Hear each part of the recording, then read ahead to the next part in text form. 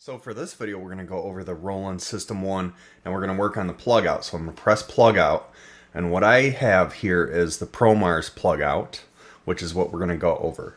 Now when you switch to the plug out mode, you're going to see some of the lights go out. What that means is those controls will not be used in the plug out. So we're going to be going through all of these sections here. First off, we'll just start with oscillator 1. This is the waveform selector.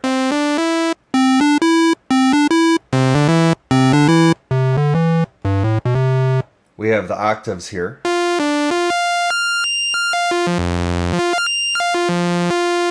We can also use the keyboard octave, these buttons down here. And now we have the color knob. Now what this is going to apply to is the pulse width modulation. So it only is going to work on some of these wave shapes. So I'm turning it on the saw wave and we don't hear anything. So let's change to the next one. Now you can hear that. So it's only going to work on the square waves. Down here we're set to manual. You can also set it to the LFO. So let's go over the LFO section here. We can modify it by using these knobs in the LFO section on the Promars. Affects the speed in different ways. So if I turn this up,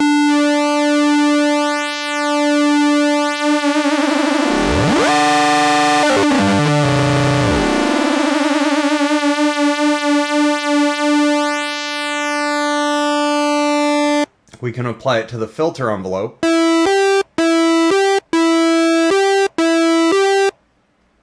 Or the amp envelope. And now over here, we're going to actually turn up the second oscillator. Now it doesn't operate the same way as the System 1. If I turn the second oscillator up, it pretty much matches this. So we can't change any of the settings on here except for pitch. Now we have two different pitch knobs. When it's on sync only, you'll hear it will modify the pitch from that knob.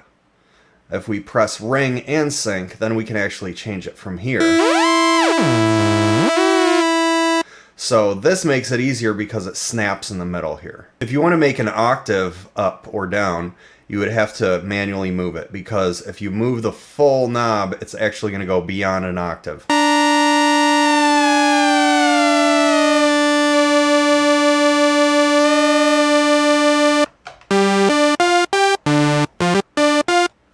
Now the mixer section, oscillator 1, oscillator 2, and noise.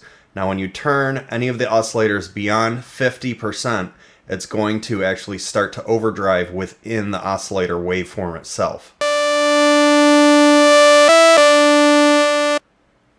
So I usually leave it at 50% if I want it to not overdrive. Moving on, we're going to look at the filter section. This is the low pass filter. And this is the resonance.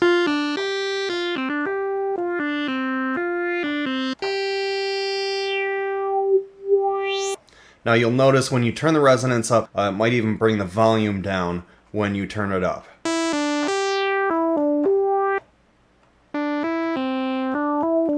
This is the filter amount that we've sent to this envelope here. So if I turn it in the positive, it's going to go along the positive route of the envelope.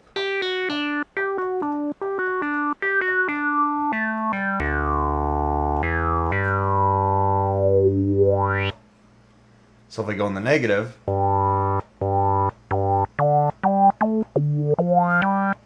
we can get different values. When we turn this key knob, it's going to change the filter, how it operates, depending on what key you're pressing. We also have the high pass cutoff that will cut off the low end.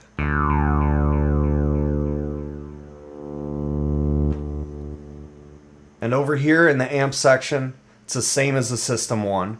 So this is going to affect the EQ of the overall instrument.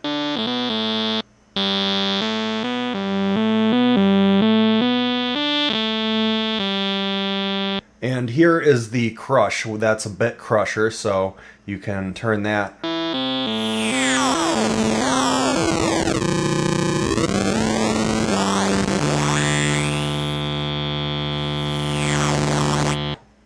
And this is the amp envelope. In other words, it's what affects the volume of the instrument. And if you want to make a pluck kind of sound, you just bring decay and release up a little. Now remember, this is a monophonic instrument, so if we're trying to play something, it's going to just re-trigger the envelope. If we want to do an organ kind of sound, we just bring up sustain. And if we want to do a pad, just bring up attack and release. Now the effects, same as the System 1, so we have reverb.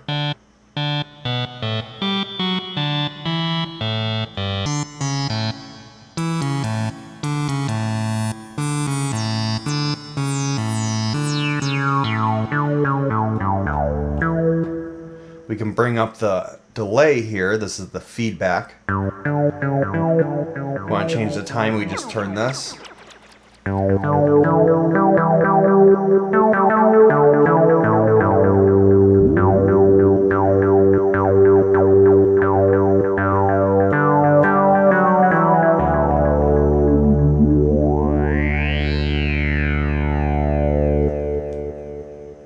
We also have Portamento. It works the same way as System 1.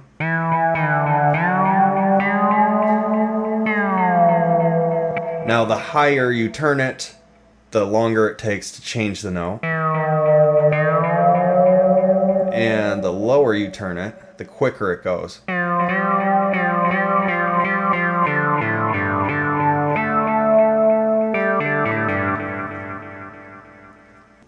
Legato operates the same as on the System 1. Now you hear it does not re-trigger that filter amount in the envelope here. If I turn it off, it's going to trigger it every time I press a key.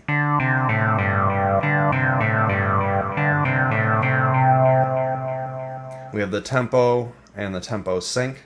If the tempo sync is on, it will take the LFO as well as the delay time and synchronize it to whatever beats per minute you're set to.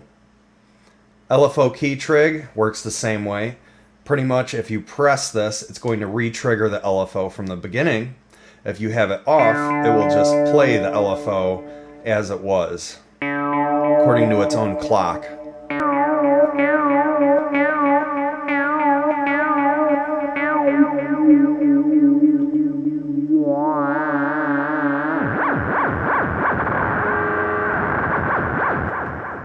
This is already in mono mode, so turning that on and off does not change anything. Now here we have Plugout. If we hold that down, we can change what bank we want to access the presets at, or we just press a preset and it will load it.